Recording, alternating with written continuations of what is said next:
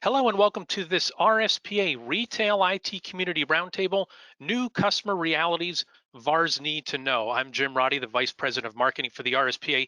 Thanks so much for joining us today. Before we get into our roundtable, I want to give a little bit of background for folks who are not familiar with the RSPA. So it stands for Retail Solutions Providers Association, and we're North America's largest community of VARs, software developers, vendors, and distributors in the retail, restaurant, and grocery verticals.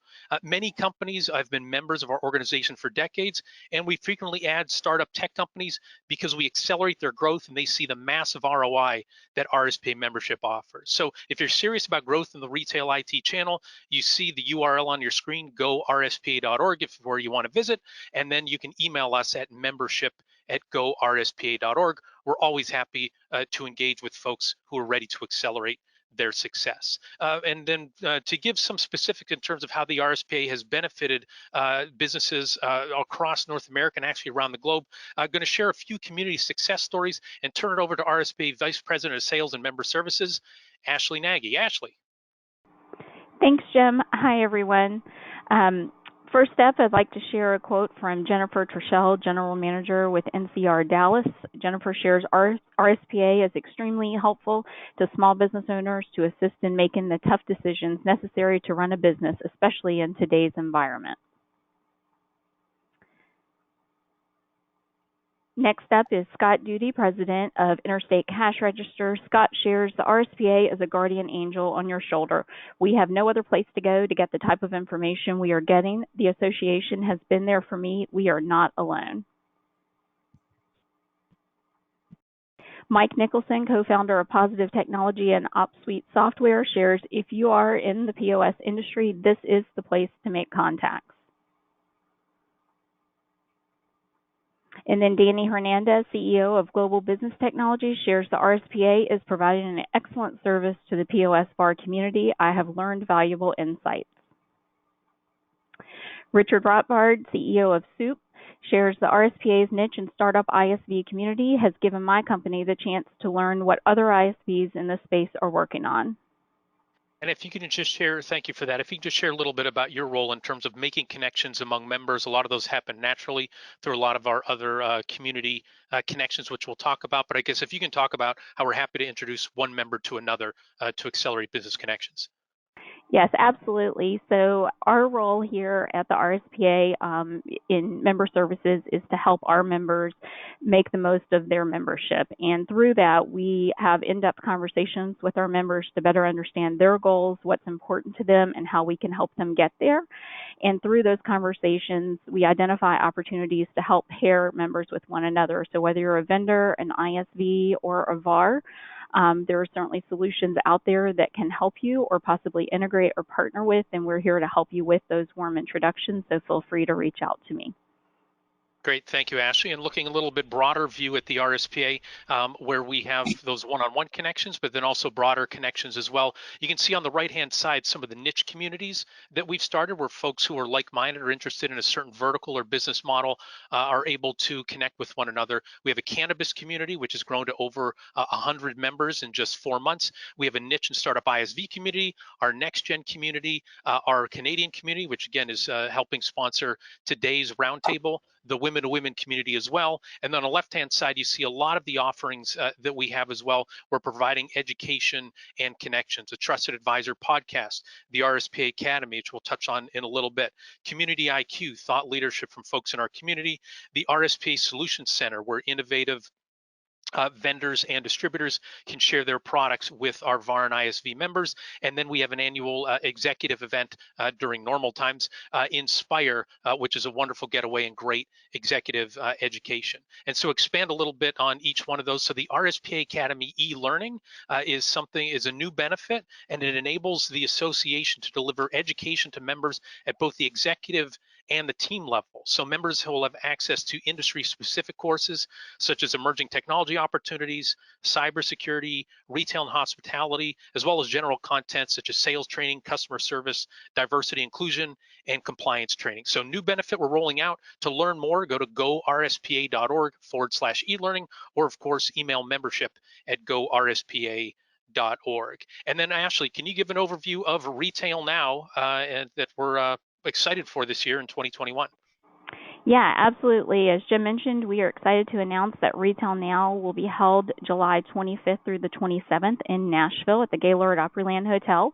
And yes, this will be a face-to-face event. We are excited to have a safe event where we can all be together again. This will likely be the coming out party for the Retail IT channel, the first channel-wide event in what will be at that point 18 plus months. We're anticipating about 2,000 attendees, featuring VARs, ISVs, and other solution providers in the retail, hospitality, and grocery plus niche verticals like cannabis. Expecting a record number of ISVs at that event. And we are up to nearly 100 vendors that have already reserved booth space. So this is a great event to not only be able to exhibit at, but also to leverage the education, as we saw in some of the earlier quotes, that our members really learn from each other, and that's what it's all about. Being able to network, identify new technology and solutions that are out there, and then leverage that education that can help you in your business. So And if you're interested in registration. learning more, just let us know. Go ahead, Jim. Sorry. No, thank you, Ashley. And so we'll be opening registration soon. Looking forward to connecting with everybody at Retail Now. All right, so we want to thank our sponsors for the RSPA for 2021. Our platinum sponsors are BlueStar and Shift4 Payments. Gold sponsors Heartland and ScanSource, and then silver sponsor Star Micronic. So thanks for sponsoring the RSPA in 2021. And again, this event is this roundtable today is sponsored by the RSPA Canadian Community. Thanks to our Canadian community sponsors, Payment Tree, Star Micronics, Partner Tech, BlueStar, and Global Payments. All right, so the last word before we jump into meeting with our featured guest, John Kirk, RSPA CEO and President. John, turn it over to you. Thank you, Jim.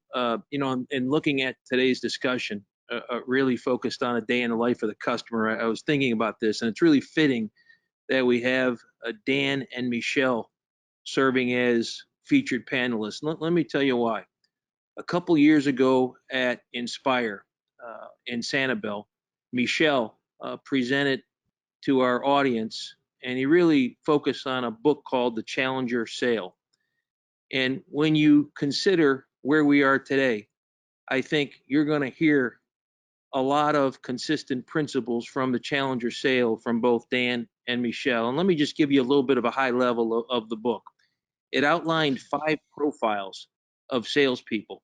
One was a hard worker profile, another a relationship builder profile, another a lone wolf profile, and another was a reactive problem solver. And then there was the challenger profile. And naturally, balance is a good thing. Because you are one, it doesn't mean you don't have attributes of the other. We all need to develop relationships. But the most successful profile, based on a pretty extensive study, according to the authors, was the challenger profile. And what is a challenger?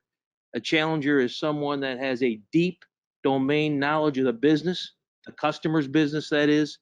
They're not afraid to debate based on the understanding of the customer's business and the economics, and they're not afraid to teach as they serve the customer, meaning teach the customer, lead the customer, serve the customer, take control. And customers today need us to do just that. They need us to do that always, but especially now, they need us to take control and bring new ideas and leverage the deep domain knowledge that you have.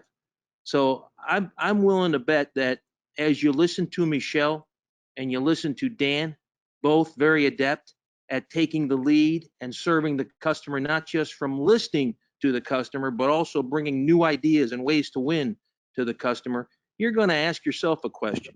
You're going to ask yourself, are you challenging and leading your customers enough as you serve? So this is going to be a great discussion. We appreciate Dan and Michel for being there. And Jim, let's get into a day in the life of the customer and how we can challenge, lead, and serve, and listen to 2 great veterans that do this every day. Fantastic. Thank you, John. And just a quick note before we get going, this will be an open forum information sharing discussion. Please note that the views and opinions expressed during this roundtable are those of the participants and don't necessarily reflect the official policy or position of the Retail Solutions Providers Association. Also, we've asked everyone on today's call to avoid sales pitches and to identify themselves when they speak for the benefit of our listeners. Okay, to kick off our roundtable today are the two featured guests that John mentioned. We have Dan Jablons, the owner of Retail Smart Guys, based in Southern California. And then we have Michel Sirios, the president of BlueStar Canada, of course, based in Canada. Gentlemen, welcome to our roundtable today. And Dan, I want to start with you and get your perspective as a solution provider. Really talk about the state of the retail industry, and your organization focuses specifically on that sector. So, what's it like to be a merchant right now? John alluded to the day in the life. What's the day of a life of a merchant after what we went through in 2020? Well, it's interesting. One of the things that we found after going through the craziness of the pandemic and even where we sit right now in terms of like, gee, we have a vaccine, if we could just get it out faster and things like that.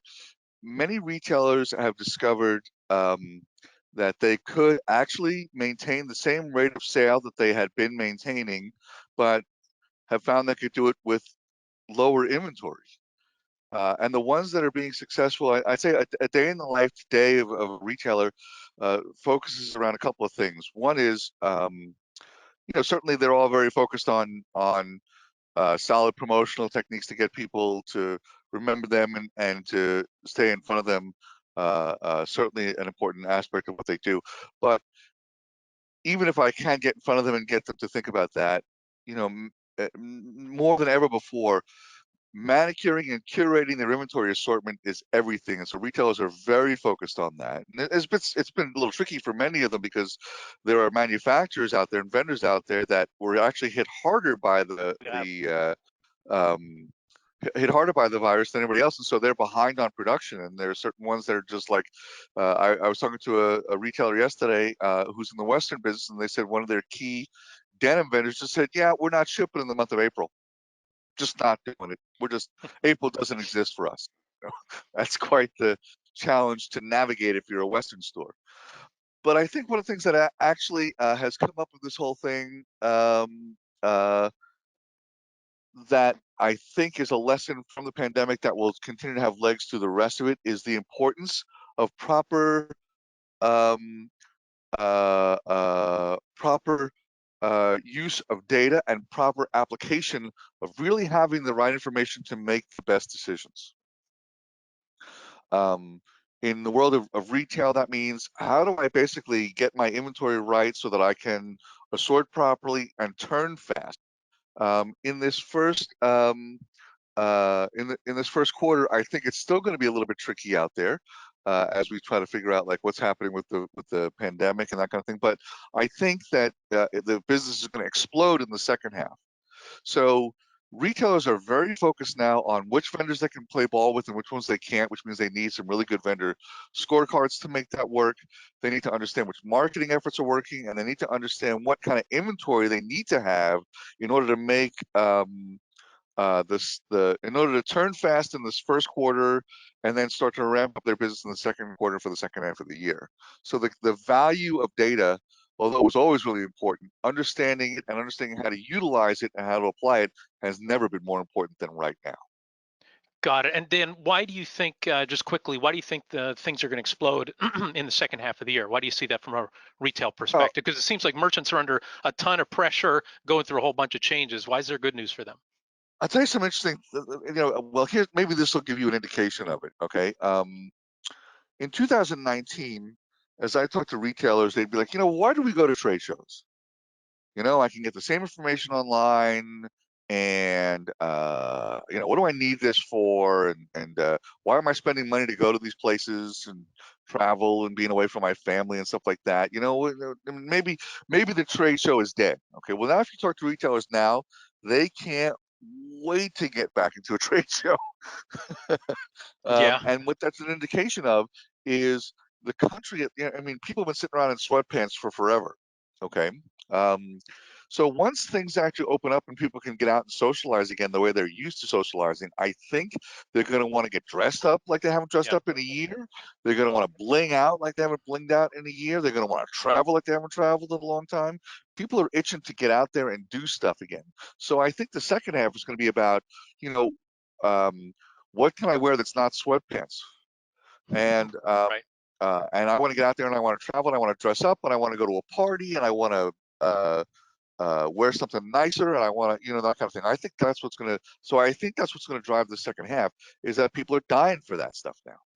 Got it. Thank you. And so you've talked about a lot of challenges and a lot of issues. What would you say are the one or two issues that are most important to retail merchants right now? And then how can the VARs, the solution providers listening today, participating at a roundtable, how can they help retailers with those challenges and maybe help them create opportunities to make sure that 2021 is strong for them and beyond? I think the key, especially for VARs, and what's been especially true for us, by the way, I referred to a little bit ago about data and information and really having that nailed down. But what I'm really referring to there is giving them the ability to know what they need to do. Right? In a time like this, where there's some uncertainty about the economy, there's uncertainty about what, you know, when this vaccine will really break the back of this virus and we'll get out there.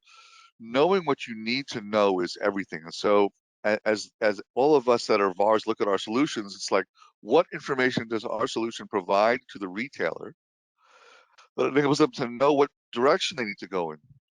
What's the course of the business, and what do I need to do to maximize my my full price selling, and how do I maximize my inventory?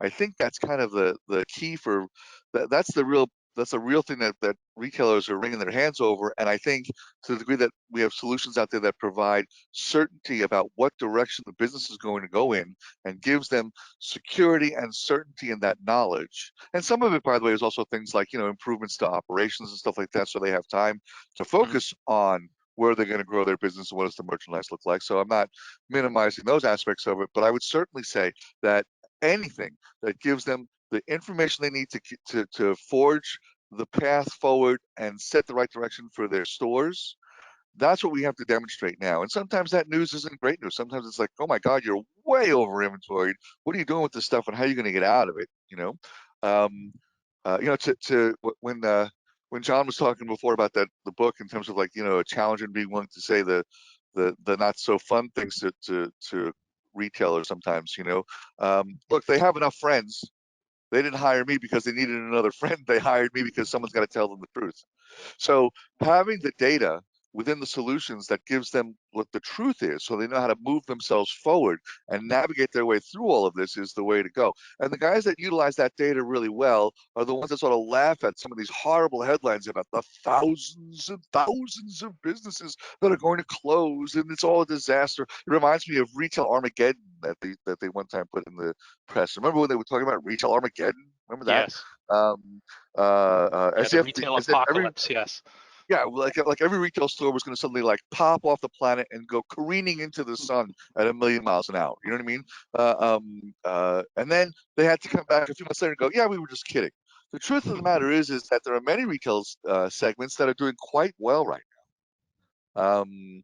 The pet industry is great. The fashion industry is actually doing fairly well. Kitchen and home is doing really well. There's a bunch of really, really great segments out there. I guess my other note for the VARs is you got to look at this on a segment by segment basis and figure out how your solution aligns with some of those segments. The pet business is exploding right now. And so I think if you've got something that's good for those guys, I would really focus on those guys and look at what their challenges are. But overall, for all of us, it's going to become the value of having the right information at their fingertips to make the best decisions, to mitigate some of the risk, and to capitalize on the opportunities that are out there, are going to be how we make really, you know, really good friends with our retail friends. Great. And one last question for you before we bring in Michel is, we're hearing a lot in terms of omnichannel e-commerce, right? A lot of folks have been, consumers have been forced to use those avenues to work with their retailers in 2020. Now, this is where VARs can help, but a lot of them don't have experience implementing or managing e-commerce and omnichannel technology. So if one of those solution providers is listening to us right now, what steps can they take to get there so those technologies can benefit their customers? What guidance would you give them? Well, you know, when I first heard the term omni-channel, I thought that must be like a channel that came with my basic cable package along with Animal Planet and Nat Geo, you know. It includes No, ESPN Classic as well, yes. yeah, exactly. Yeah, because I need to watch the 1974 Giants game. But anyway, uh, all that to say, look, the thing that happened during the pandemic when people got very good at buy online, pick up at curbside, buy online, pick up in store, delivery, and e-commerce and stuff like that, it exploded. It's I think if you're not into that segment right now, one of the benefits of the RSPA is to find someone who is and partner with them and find a way to expand both of your businesses. At the same time, at the moment that any of us as solution providers think that we've got it dialed, we've got it figured out, there's nothing more to learn, is the moment that we've just, committed suicide. I think you have to learn a lot about what's going on. I apologize. Apparently, my dog does not appreciate Amazon deliveries. You have to continue to learn about what's happening in the industry. You have to continue to learn about, there's going to continue to be new technologies that are going to drive what's happening in retail. E-commerce is one example of that, but I'll give you another one. There's a lot of these third-party websites now that host vendor catalogs. Back in the day, they used to refer to that as as EDI, right? Remember there was EDI, Yeah. many Yep. years ago. Well, that technology has gone by the wayside, but now there's like plenty of places where people are able to, a vendor can load a catalog, and then a retailer can go in there and buy whatever they want, right? And the way that technology works, if it works well, is that once they hit the commit button, it loads onto into the vendor's ERP solution, so they're able to actually book the order without having someone type in the order.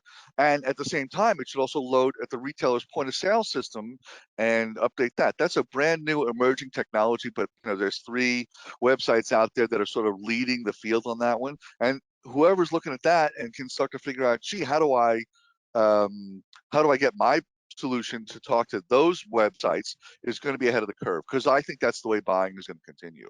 So e-commerce is similar to that in that you have to still, constantly learn about what's happening new technology wise. And, and I think the other opportunity in there is not just, well, let's just build a website, because it doesn't take much to build a website. It becomes, how do I market that effectively? How do I integrate that effectively into my point of sale solution and into my inventory management solution, so that I don't sell something I don't have, or suddenly my brick and mortar store is competing with my online thing, and I have one medium left. They both want it. What do I do?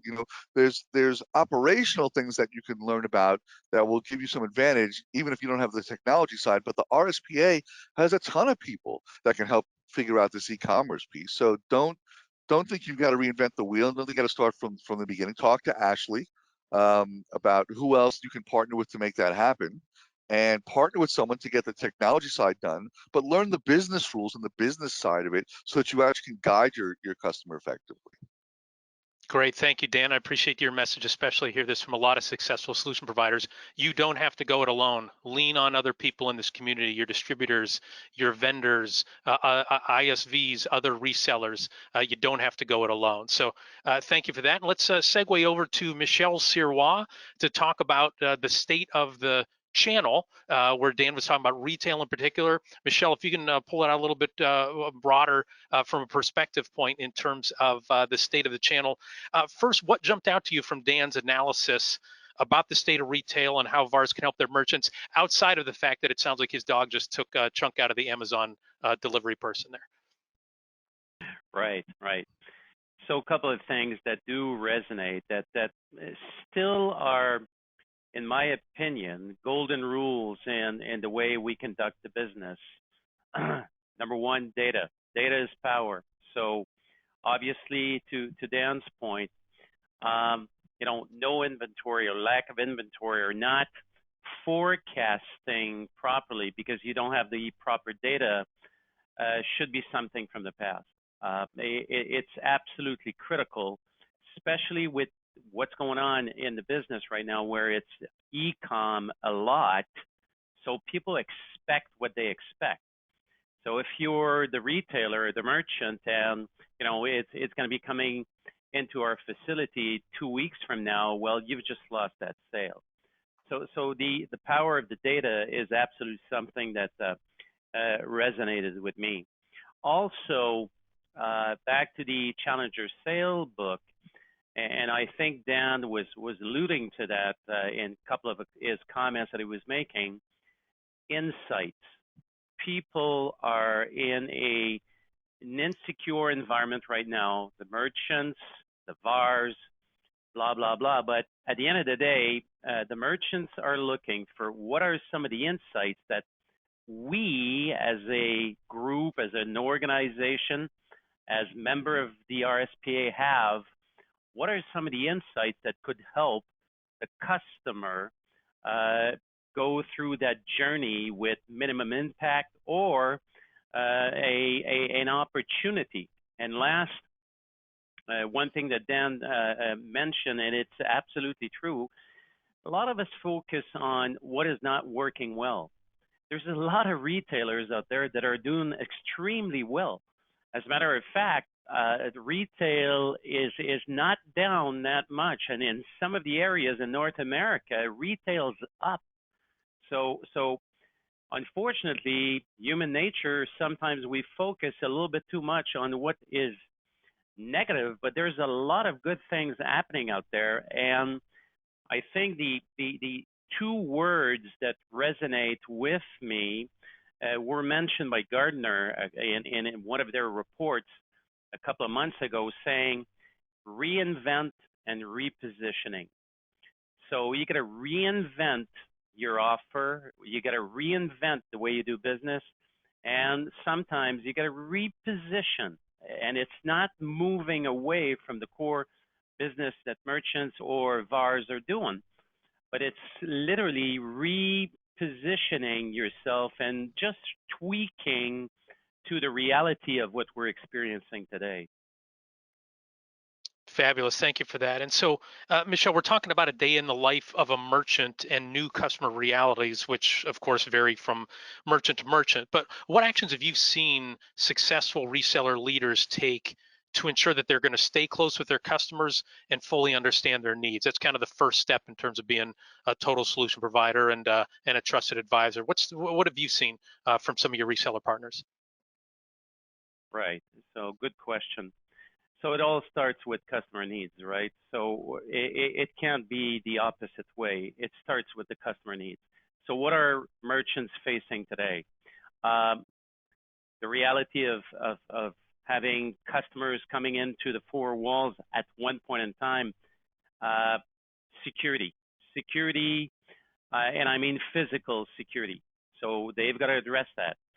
Second of all, experience, right? More than ever, we believed, and I've seen this with some of the retailers investing massive money into new technology for the experience. I think we're at a moment in time where we are going to go back to customers coming into the organization or going into the merchant is someone special. And I think we've moved too much away from this, took customers for granted, but more than ever, the customer experience when he comes into the four walls is going to be absolutely critical. So safety, security, experience within the four walls, then experience with the associates. So how am I going to be experiencing this? And last, self-serve, right? So we're seeing more and more the kiosk or interactive screen approach. We are seeing more and more of the simplified checkout, if I may say. As a matter of fact, there's technologies that are now coming from Europe. Some of them are sort of the shop and go. So you shop in the store and you just leave the store. And some of the big players have experimented this in the last couple of years. But we are seeing more and more some of these technologies really appearing in the market. And there is going to be stickiness with this. So that's the merchant's reality. How do I address some of these pillars? On the VAR side, we got to re-educate ourselves, right? So I said, Gartner says reinventing, repositioning. So we got to re-educate ourselves.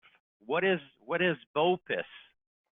really BOPIS, buy online, pick up in store. What is ROPIS? You know, reserve online, pick up in store, and I can continue like this. What is the reality of curbside? What's the challenges around curbside, right? And I could go on. What's the challenges with payment, with no payment in store?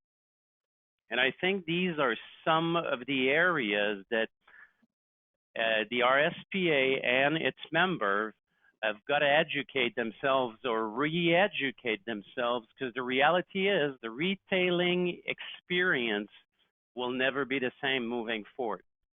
There is a reality that's being that's being created in front of us with this pandemic, and we're not going to see curbside disappearing. We're not going to be seeing pickup in store disappearing. I think the business for the retail industry is going to be beyond the four walls. It's no longer going to be just within the four walls. And we've got to be able to position technology and position solutions to assist these merchants in driving the business that is going to be very different moving forward. So I think one of the comments, and I'll repeat it, let's re-educate ourselves, let's reinvent maybe or reposition the way we go to market with some of the insights that customers will want to hear about, right? So success stories, who has done what, and sharing this with customers saying, you know, I don't necessarily, and Dan touched on it a little bit, I don't necessarily agree with what you're saying, Mr. Customer, but here's why, and here's some of the organizations that have done what I'm proposing to you, and I've done it very, very well, and the success around it. That's Yeah, my opinion.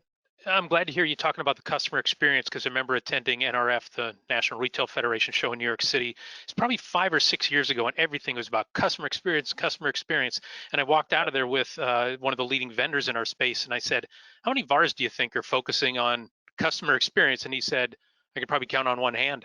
Right, that because everybody was based on, you know, thinking about the back end. So it's great to hear you talking about that, and like you said, the curbside and everything that all ties in with customer experience. So glad to hear you talking about that. Question for you before we bring Dan back in, and then have a dialogue between the two of you, and then open it up to the group.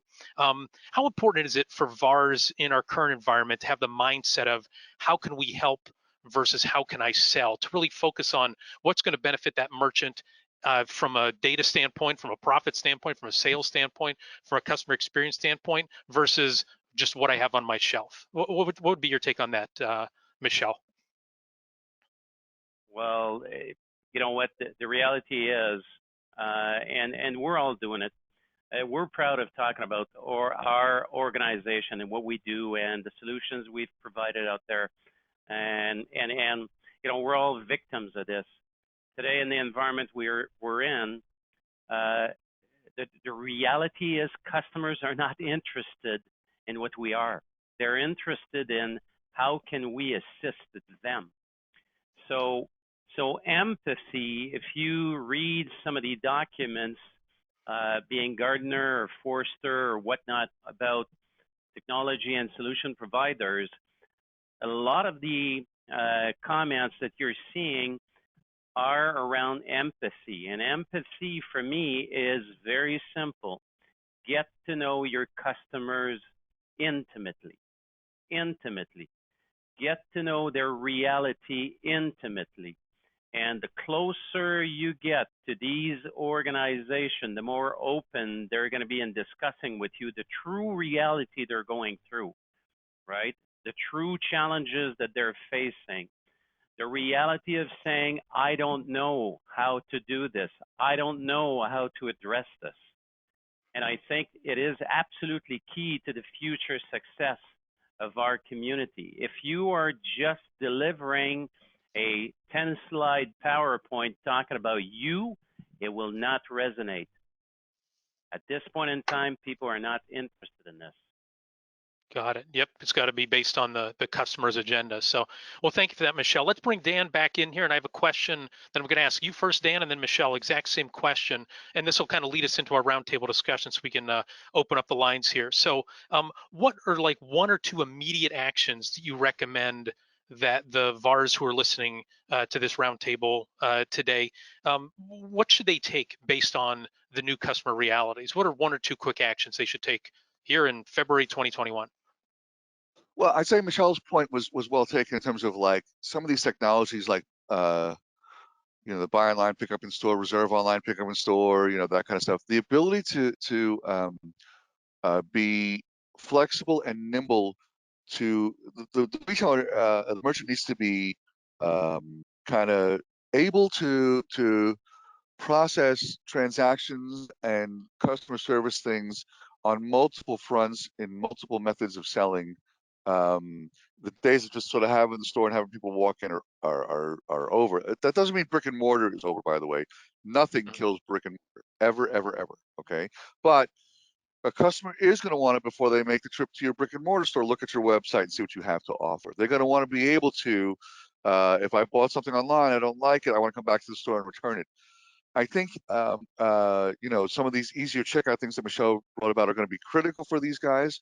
But part of that also is that they don't, the customer doesn't want to lose the boutique experience, right? And when we talk about customer experience, we're talking about I have a men's store, and I asked the guy one day, I said, well, why do people shop with you? He said, because they know that when they leave, they're not going to look like a sack of potatoes, right? That they're actually going to be fit well, and that they're going to have the right stuff there. Okay, so things that I think the VARs have to look at is like, instead of looking at your solution, you have to, pretend like, what if I had a store tomorrow? What would I be worried about? And what problems can I solve? Can I take on the point of view of the retailer and figure out what I do that actually solves major problems for them or helps them succeed or be better? So if you've got a solution that enables that person to to do some of these multi-channel or omni-channel things that we've been talking about, I think we got to emphasize that. And I think, back to that, the challenger idea, right? Someone says, I don't know if I really want to get involved in e-commerce, or I don't know if I really need to worry about the curbside stuff and that kind of stuff. You can't just go, okay, well, I understand how you feel about that. I think you have to go like, are you kidding me? Have you not looked at what your competitors are doing? Do you not recognize what your customer wants to do? I mean, think about it from yourself. How much stuff are you buying online and picking up curbside? What happens when you buy something online and you don't like it? What crazy things do you have to go through to make that right with any merchant that you're talking to? So I think some of that, aligning yourself with like what the retailer feels are challenges and understanding what their challenges are and how what you have enables them to solve some of that is, I think, a critical piece of this. Great, thank you. So I'd say that's one thing. The other thing is, you have to also assess how you're reaching out to people. I think there's Yes. way too much hiding behind like bulk email and just social media posting. To use a sports analogy, this is not a time for a zone defense. We got to go man to man, which means you got to reach out and find out how people are doing. Good. All right, man-to-man full court. Now's the time for it. Be right. Great. Michelle, what one or two actions do you recommend to retail IT VARs based on the new customer realities? Well, I appreciate the last comment of Dan, because this is part of the definition of empathy, right? I care about you. I care about your business. Let's have a conversation. Let's have a two individual conversation. And I think we're not, a lot of us are not used to this, right? We're used to positioning products, and that's not the moment to positioning product. It's a moment of listening and understanding where the retailer, the merchant is in his journey. And I'll refer to a Miller-Hyman study that says, where is the biggest opportunity? Where customers are either in growth mode or in trouble mode. And it's a phenomenal, sad to say, but it's true, or it's funny to say, but it's true. We're into a phenomenal opportunity of reinventing the way retailers do business. Mm-hmm.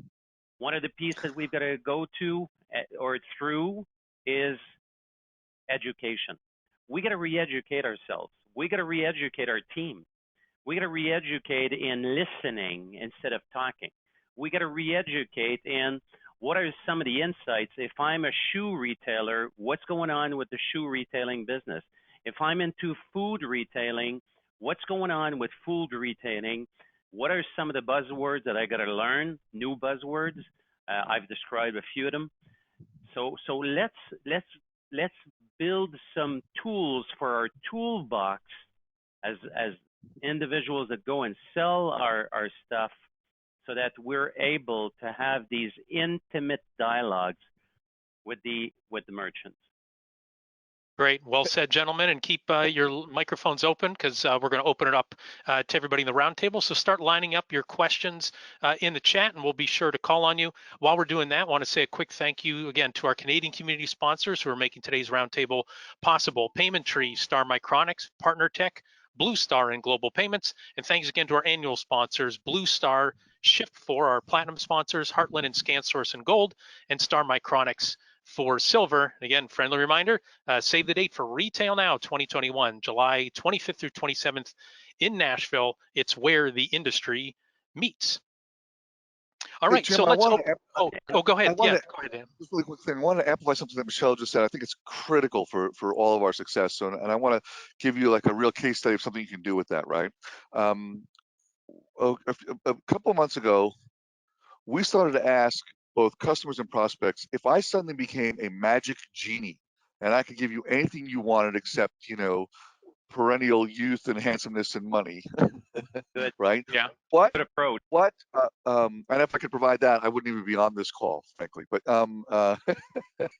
given that we're not in that world, if I could do anything for your business, if I was just a magic genie, I could make anything you wanted, what would that be? Right. So I took it away from whatever solution I provide or whatever silo I think I'm in or that kind of thing. Right. Like what would solve, what's the thing you want more than anything? What's going to solve your problem? Right.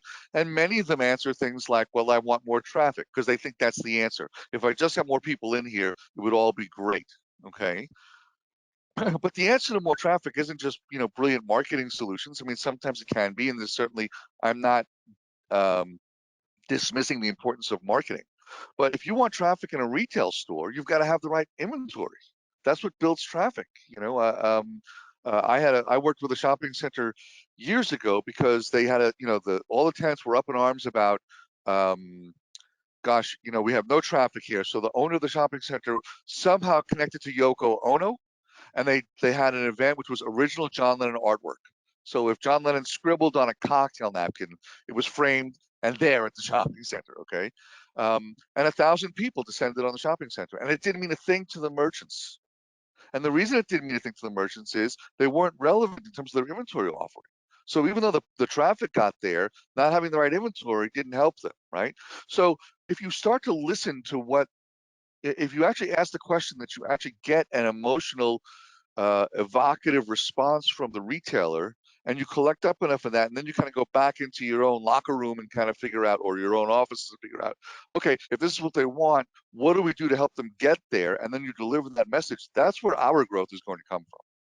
So Michel's point about listening is critical. He's exactly right about that. So I just, I was excited to hear him say that. But I think it becomes down to asking questions that are not just so poised towards our own solution, but just question, what do you need? How do I help you? How can I be more empathetic to what you're doing? And by doing that, we're going to find ways to align ourselves with what the actual need is. And that's going to be the real success of any of our businesses. It's not going to be because we invent some Jedi mind trick that gets them to buy whatever it is that we're offering. It's going to be that did we listen? Did we identify a need? And did we demonstrate how whatever we've got addresses the need that the customer has, that the retailer has, that the food service provider has, that's going to make a difference. So I got excited when I heard Michel say that. No, very well said, and I hope everybody who's listening to this, if you registered for this roundtable, you're going to receive a copy of the new tool created by the RSPA called the Ultimate Guide to Quarterly Business Reviews for VARs. A lot of good questions in there. They're going to allow you to understand what your merchant is looking for. So, well, gentlemen, thank you. And again, stand by. We're starting to get some folks lining up. Let's start with Paul LeDuc from Globe POS Systems in Brampton, Ontario. Paul, when you want to kick off the roundtable discussion of our program today. Sure, thank you, Jim. Michel, you mentioned something that was, I don't know why it grabbed my attention, but we've been hearing a lot of the omni-channel and web and customer experience. The thing that you mentioned, part of your presentation was security. Do you see a shift or a higher impact or a higher effect to merchants when it comes to security? More theft, more like, I don't know. It really grabbed my attention because it was kind of out of what I normally hear lately. So let me redefine first what I mean by security. Security equals for me safety of the customers in the four walls. So that's number one. How are you going to take care of me and my health if I decide to go within your organization? So that's piece number one. The other piece on security, Forrester just released a paper on this, secured payment, secured data. Guys, there is a significant increase in breaches and malware and stuff going on in the business and ransomware. So we got to be, and the RSPA has got tons of knowledge around security and secure payments and things like that, but it's got to grab our attention. So the time where we bought a consumer grade wireless environment to operate our commerce because it's cheap. Forrester's talking about this, Gartner's talking about this. It's going away, and we've got to be ahead of the game, right? Is your environment secure, but also the safety of the customers, because they got to be feeling secure when they get into your brick and mortar. That's what I meant. So, sorry, Michel. So you're not really referring more to physical security. You're more like network and PC security. Correct. Got it. Great. Thank you, Paul. Anything else, Paul? Are closed, so. No, I think that's the one that really grabbed my attention, and I'm happy Michel kind of clarified that. I guess I perceived it as physical security, and I was worried I was missing something. After 2/3 of the brick and mortars are closed, so physical security or theft, yeah, it's still going to be there, but is it the number one attention that merchants are going to have? Probably not. Great. Thank you, Paul, for jumping in. And let's head west across Canada over to British Columbia, where Tim Shane from King Corp has a question. Tim, the floor is yours. Oh, hey, Jim, thanks. This is such a surprise. No, there are a couple of things. And one, I love Dan's voice because he's got a voice for radio, so that I could hear him all day. But there are a couple things. One, yeah. Well, that's the old one that I was going to use, but I don't know you well enough to say that. That's fair enough. It's okay. Yeah, okay. A couple of things, but one, I give a nugget just to back into what Michel was saying about the challenger effect or the challenger sales. Richard Branson, take it for what he's worth. He's got that. There's this old adage that we all know that the customer's always right. But Branson, years and years ago, said the customer is always right, except when they're wrong, and then it's your job to educate them. And I think that really, solidifies what that Challenger book references, is that you really need to stand up for what your experience is. So as a VAR, our responsibility is go to Retail Now and get educated and get more information about what retail and technology blends together. What I've noticed now, and this goes to Dan's comment that I'm curious about,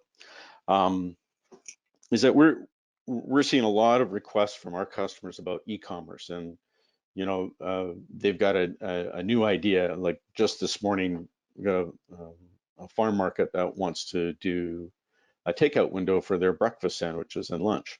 Okay, great. So how do we do that? Well, they came to us for that because we positioned ourselves to be the trusted advisor, right? But the one thing that has been paramount in everybody's conversation right now has been inventory.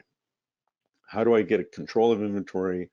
How do I, manage my costs and this, that, the other thing? And then Dan mentioned something about it's not so much about traffic, it's about having the right inventory. So my question to Dan would be, how is it that retailer, that merchant, because you got to sort of live in their space, how do they know what the right inventory is?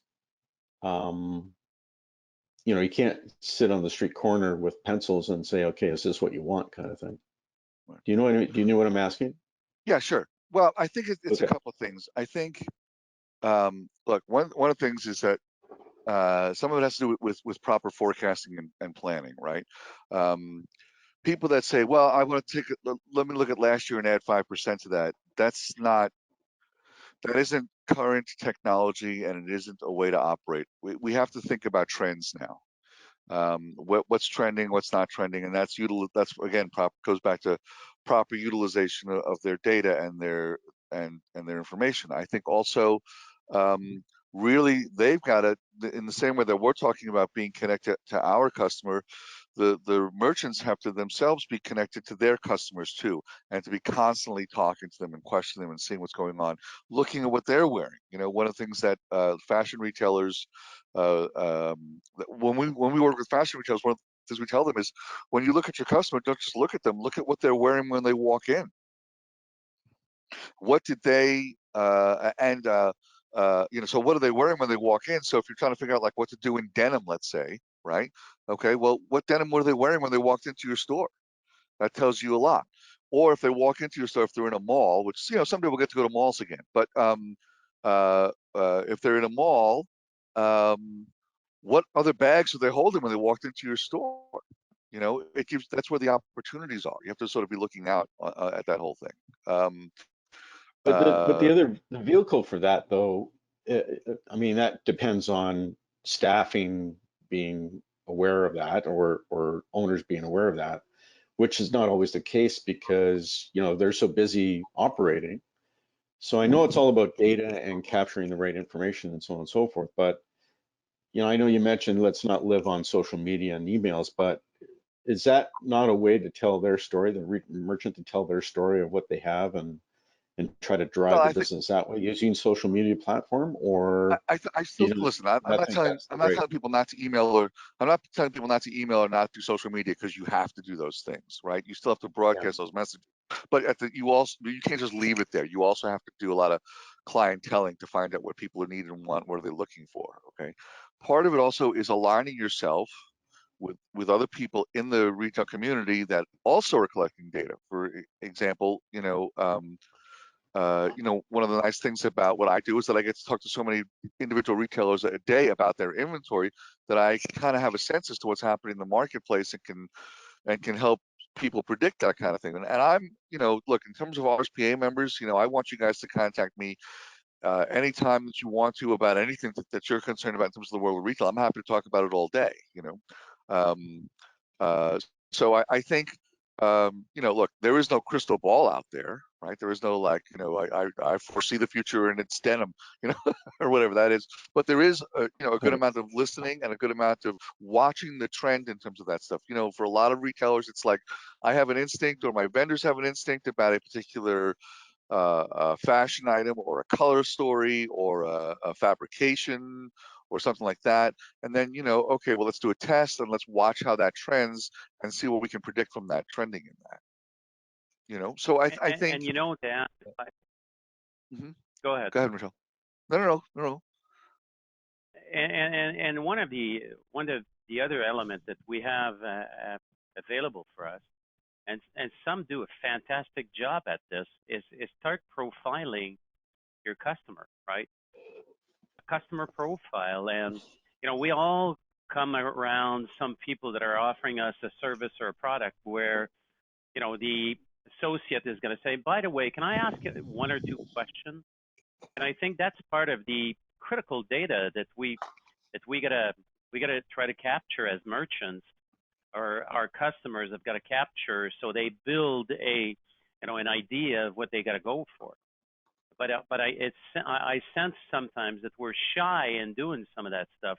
Well, the big platforms out there, they constantly profile you to a point where they almost know the preferred color you like.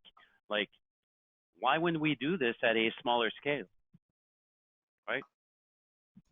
That's another avenue. Yeah, I would totally. I think anything you do to collect up. Here's the thing: they also just can't rely on their own information. I had a women's clothing store, and she used to say to me, "Well, I can't sell dresses." Because she would look at her data and go, "There's no dress sales in there." Like, oh yeah, but you know what else? There's also you're only looking at your sales data, which is the other mistake that lots of retailers make. They only focus on selling data and they don't focus on inventory data and receiving data. And so it was like, well, yeah, you only sell dresses because you never buy them.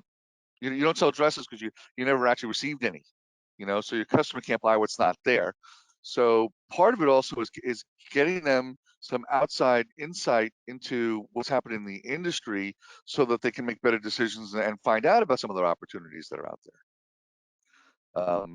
And I think for a lot of you guys that are solution providers, part of the solution that you provide also enables them to be freed up of some of the things that take up too much time, so they can be focused on their they can be very focused on what really is growing their business. Sometimes I talk to business owners and I'm like, well, what are you doing? Like, well, I gotta get caught up on my bookkeeping, and I gotta do my bank recs. I'm like, okay, really, as the owner of the business, as the visionary where this is going, are you the person best?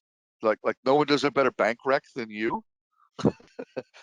That's not where I want their attention to be. So there's probably places that all of us have solutions that would get those guys away from doing some of these things that are time consuming and put them, focusing on, okay, well, what's the next trend? What's the next hot thing? What's the thing I got to be in front of? Great. Hey, if I can jump in here. So we're at the top of the hour. Just have a couple of things. We have one more question that came in, and Dan, it might be a quick one for you, from Hussein Darcy in Calgary. Dan, you mentioned about 3 ERP systems for operational efficiency. Can you please elaborate and provide the names of the software? Well, I don't really have software. There's 3 sites. One is called Joor, Joor. The other one is New Order, and I think it's NU Order, by the way, not NEW, but NU Order, and Fair, F-A-I-R-E. Okay. And these are 3 websites that vendors can list their catalogs on, and then retailers can go and buy them. And if you actually start to survey some of your retailers, you may find that they're already transacting on those sites. So to the degree that you can sort of align your technology with what those guys are doing and find ways to get that stuff downloaded into an inventory control or point of sale system, I think you're going to find that's going to make a big difference in what these guys are doing. So I would, those are the 3 anyway that are popping up now. I imagine there are going to be more, but those are the ones that I'm hearing more of now. Yeah, Michel. And there are solid players in Canada that offer this, right? That where their business is doing very well. Yeah. So if you want to reach out, there's people that do this, Canadian people that do this, right? Yeah, great, fantastic. And then John Kirk, before we wrap it up and give away our book. Okay, guys, just a couple of final thoughts for you. In listening to Michel and Dan, it's a great reminder that we've got to be really good at listening and leading. And there's an old saying that you can't lead anybody else if you don't lead yourself first. And we've got to do, when we say challenge the customer, we've got to challenge ourselves as we develop knowledge and stay current and refresh, as Michel mentioned. I I just want you guys to be aware that the RSPA Academy is currently piloting, as we reposition our association to bring more value to the community. We are currently piloting an e-learning tool, and we're going to help you challenge yourself. We're going to help you lead yourself as you develop deeper knowledge and insight so you can go to the customer and make a difference. And just know this, our e-learning is going to be community-based to a large extent. And the community IQ in the RSPA is second to none in the world. So we've got the benefit of tapping into the reservoir of great insights and knowledge in this community as we create content. So as you work to lead and challenge and serve your customers, the RSPA is going to have another vehicle, another major toolbox for you through the RSPA Academy and the e-learning modules that you will see in the near term, as I say, that are currently being tested. So stay tuned to that, because it's going to be a great way for you to educate yourself and educate your as we get better as a community. So thank you for your time.